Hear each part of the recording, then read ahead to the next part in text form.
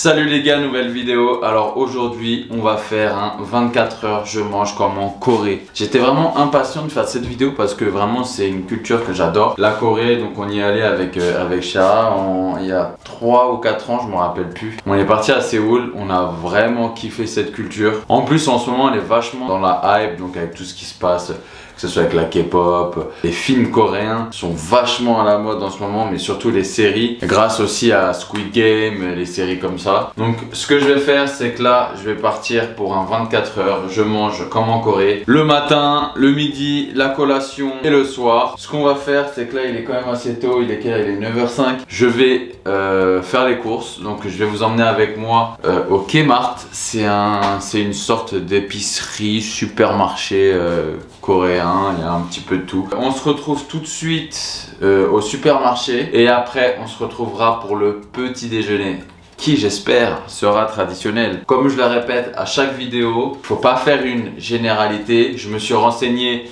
sur plein de sites. J'ai aussi regardé beaucoup de vidéos de youtubeurs coréens qui disaient un petit peu leur routine. J'ai eu des informations aussi sur ce qu'ils mangeaient quand ils étaient petits, sur ce que leurs parents mangeaient. Donc il y en a plein. Ils mangeaient donc un petit peu à l'occidental, que ça soit des céréales, du lait. Il y en a, ils faisaient des sandwichs. Mais ce qu'il faut savoir, c'est qu'en Corée, c'est généralement 3 repas identiques presque. C'est comme un peu au Japon. Donc le matin, ça sera du riz, des légumes, de la protéine. Le midi, pareil. Le soir, pareil. Après, ce qui est bien, c'est qu'en Corée, ils adorent le café. Enfin, nous, quand on est parti à Séoul, tous les 300 mètres, il y avait un Starbucks. Donc voilà. Donc sur ça, je sais que je vais kiffer parce que je vais pouvoir boire du café à volonté. Petite vidéo traditionnelle, à chaque fois on commence avec un café. Allez, let's go. Ah oui, et on n'oublie pas quoi? Les pouces en l'air, les abonnements, les commentaires. Je vous apprécie fortement les gars. C'est parti, là je vais en course. Donc je vais essayer de filmer là-bas avec mon téléphone. Et let's go.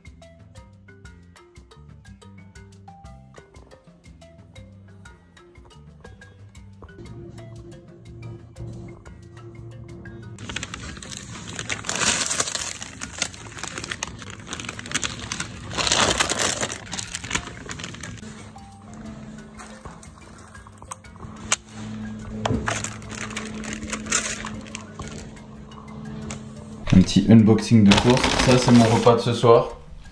Donc c'est un bibimbap. Là j'ai le seum, le jaune il s'est cassé. Avec, j'ai pris des kimbap au thon, du vinaigre de cidre, du piment en poudre, une petite boisson coréenne et des graines de sésame torréfiées. En sachant qu'à midi, j'ai déjà ce qu'il faut à la maison. Ça va être... Ah, je le dis pas. Surprise! Et le matin, bah c'est simple. Hein. Un petit indice, la cuisine coréenne est archi pimentée. C'est l'endroit au monde où j'ai mangé le plus piquant de ma vie. Petit spoil, voilà. Donc là, on va passer directement à la confection du petit déjeuner, les gars. Bon, les gars, là, on va faire keranbokkeumbap. Bon, je sais pas si je le dis bien, je suis désolé. C'est du riz aux œufs. On va faire du riz aux œufs. Ça tombe bien parce que je mange des œufs tous les matins. Donc j'ai choisi un petit déjeuner qui me correspond et un petit déjeuner aussi un petit peu traditionnel coréen. Je vais vous montrer ça. Il faut cuire du riz, il faut mettre 3 œufs, du sel. Dans une poêle, il faut faire revenir des poireaux, une poire en fruits. On va boire ça avec un thé que je vais remplacer par un café. Voilà, parce que on aime bien le café. Et bien sûr, sans oublier le kimchi, les gars. Le kimchi, c'est ça, c'est du chou fermenté et pimenté. Je pense, et je le sais de source sûre parce que je me suis renseigné, voilà. C'est le plat traditionnel numéro 1 en Corée. C'est le kimchi. Eh ouais. Je bosse les gars, moi. Vous croyez quoi? Que je suis là, je fais des recettes. Je bosse moi. Allez, on fait le riz.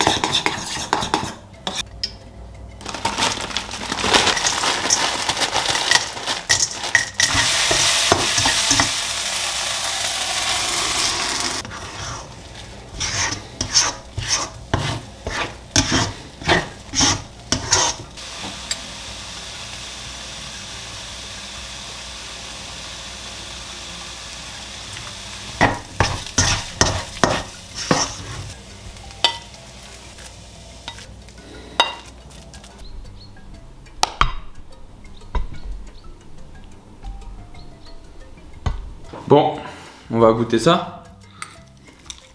Ah, c'est l'huile de poisson là dès le matin, ça. Normalement, c'est de la sauce huître. Là, j'ai mis une sauce de poisson. J'avais que du nok mam. Ce qu'il faut savoir, c'est que le petit déjeuner, le dîner et le souper, ils sont presque identiques en Corée. C'est un petit peu comme au Japon. Le riz, la protéine, les légumes avec un fruit. Et le matin, généralement, les petits déjeuners sont composés de 2 à 6 plats. Des petits plats comme ça, un peu de légumes fermentés ici, un peu de fruits ici, un peu de riz ici, un peu de prot ici, un petit bouillon ici. Je suis parti sur 3 plats, donc mon kimchi, que ça va me faire la journée ça, parce que moi je suis pas très kimchi. Donc du coup là je regarde pour le repas du midi aussi. Le soir j'ai pas mangé de kimchi. On va goûter ce kimchi, ça dès le matin, je suis pas prêt à me faire pimenter la gueule genre.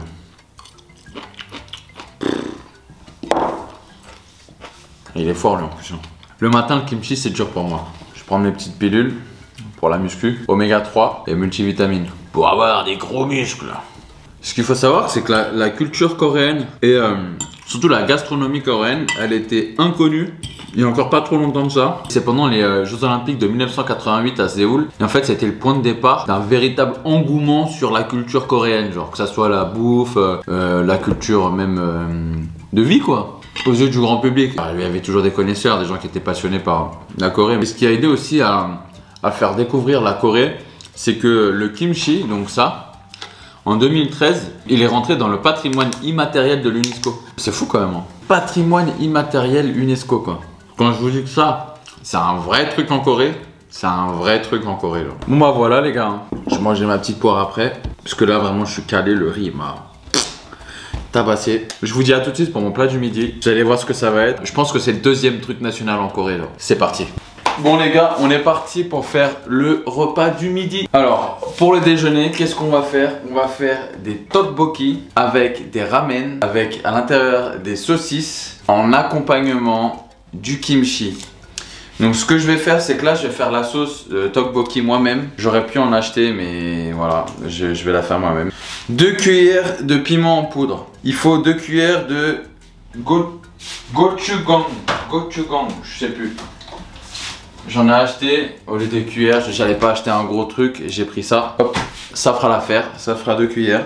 1 cuillère de maïzil. Maïzil en fait c'est du sirop de prune et là-bas ils en avaient pas. Je leur ai demandé qu'est-ce que je pourrais mettre à la place. Ils m'ont dit du vinaigre de cidre. Voilà, mais coréen. 1 cuillère d'ail écrasé et 1 cuillère de sucre et un peu de curry en poudre. Ça c'est la sauce pour les tteokbokki. Bah du coup let's go, c'est parti, on va faire ça.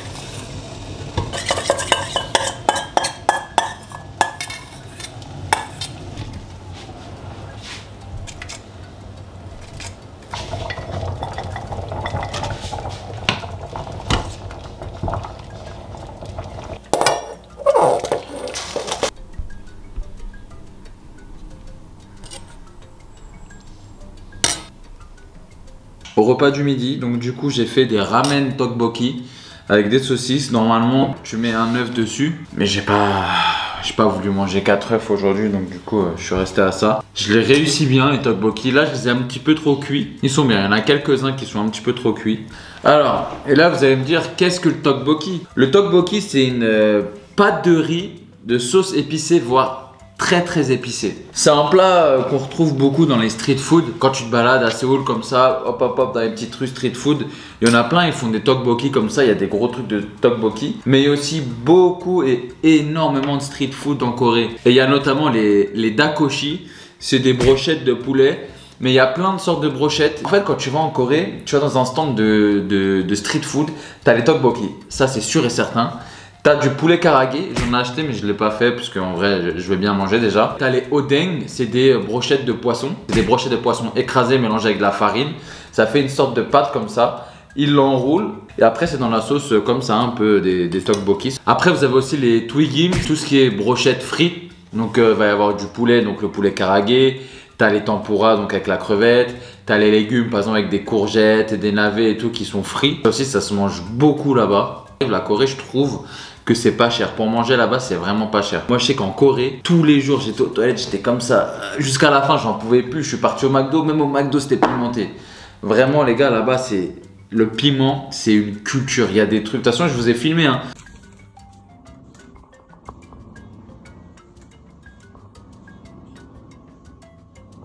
Et il y a aussi ce qui est vachement populaire en ce moment, c'est les hot dogs. Les hot dogs coréens, en fait, c'est une saucisse qui trempe dans de la farine et après ils les mettent dans de la friture et ça sort comme ça. Ils mettent généralement du ketchup mayo.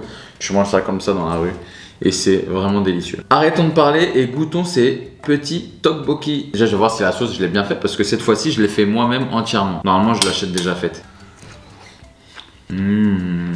Ça arrache. Hein. Et j'ai pris aussi une petite boisson.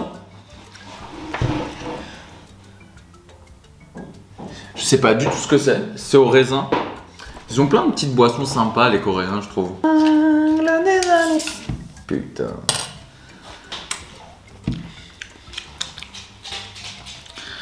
C'est bizarre. On va goûter ces petits ramen. Ramen tes fesses. C'est vraiment bon. Hein. Ça passe mieux que ce matin déjà. Bon, moi je vais manger ça tranquillou pilou. Je vais me regarder un petit truc, une petite série. Et je vous dis à tout à l'heure pour la collation. Pour le goûter, ça va être un dalgona coffee avec des fruits et des petits gâteaux que j'ai achetés donc au supermarché coréen.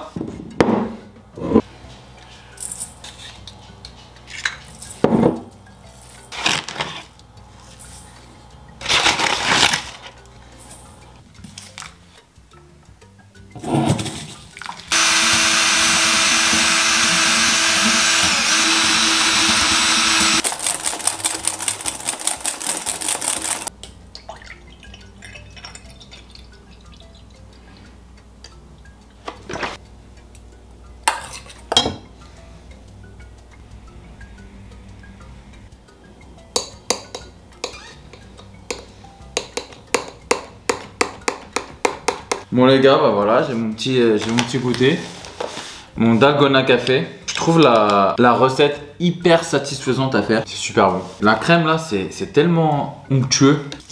C'est un délice. Goûtons. Ah, je m'attendais pas du tout à ça. Ah, je suis déçu un peu.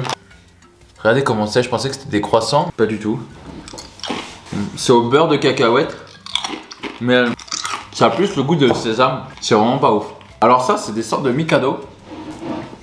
Vous voyez, c'est comme ça. C'est comme ça. C'est des mikado avec des Oreos dedans. Pour le coup, c'est vraiment très bon. Bon bah c'est à peu près tout les gars. Ça, refaites-le à la maison les gars. Vraiment refaites-le parce que c'est facile à faire. C'est bon et c'est nouveau, c'est drôle et tout. C'est vraiment drôle à faire. Le résultat est vraiment... satisfaisant à faire, donc vraiment essayez de le faire à la maison. Envoyez-moi vos dalgona café en DM sur Insta, donc ça fait juste ici, comme ça je pourrais vous dire si vous l'avez bien fait ou pas. Mais vraiment faites-le, c'est vraiment très bien. Et puis je vous dis à ce soir pour le repas de ce soir. Bon allez, à tout à l'heure, bah à tout de suite pour vous les gars.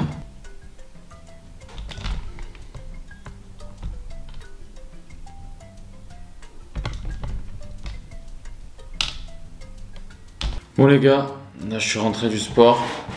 Petite bouteille d'eau. Il est actuellement 23, je sais pas si on voit. Bref. Il est 23h15. Je vais manger mon dernier repas de la journée. Je suis fatigué. Donc là les gars, on a un oh, j'arrive pas à dire. On a un bibimbap. Alors qu'est-ce qu'un bibimbap? Alors un bibimbap les gars, généralement c'est une base de riz. C'est un peu comme un shirashi donc au Japon. Un shirashi c'est ça, c'est du riz, saumon, bref on fait ce qu'on veut d'un shirashi. Avec des légumes sautés ou blanchis. On a du bœuf, la protéine quoi, peut y avoir poisson ou quoi, mais je crois que ça a été inventé donc avec du bœuf. Donc on a un œuf au plat, du soja, une pâte fermentée, pimentée qu'on vient mettre au-dessus et c'est extrêmement bon, mais par contre ça pique.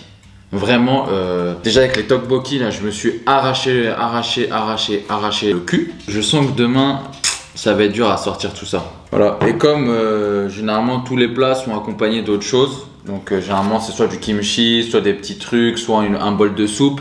Moi j'ai pris, donc pour vous faire découvrir d'autres choses, j'ai pris des kimbap. C'est comme des makis. C'est vraiment comme des makis. C'est dans une feuille d'algue. T'as du riz, t'as de la protéine, t'as des légumes, t'as plein de choses. C'est vraiment bon. Tu mets un peu ce que tu veux dans les kimbap. Ça, j'en mangeais beaucoup dans les 7-Eleven, dans les combini, tout ça. Et même en street food. Bon bah, bon appétit à table. Hein. Et j'ai des baguettes normales. Hein. Ce qu'il faut savoir, c'est qu'en Corée, ils ont des baguettes différentes. Je sais pas pourquoi, mais c'est dur à manger avec. J'y arrive pas, je sais pas pourquoi j'y arrive pas. Bon, petite sauce sucrée, hein, je suis désolé, je suis un bébé. Putain, voilà, j'ai tout renversé.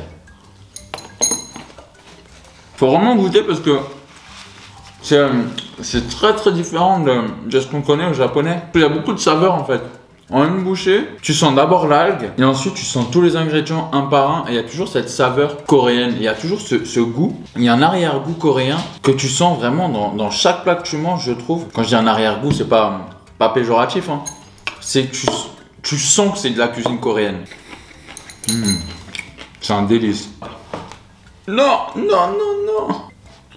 J'ai pas mis trop de sauce hein, parce que je suis un peu à la diète. Du coup, je fais un peu attention.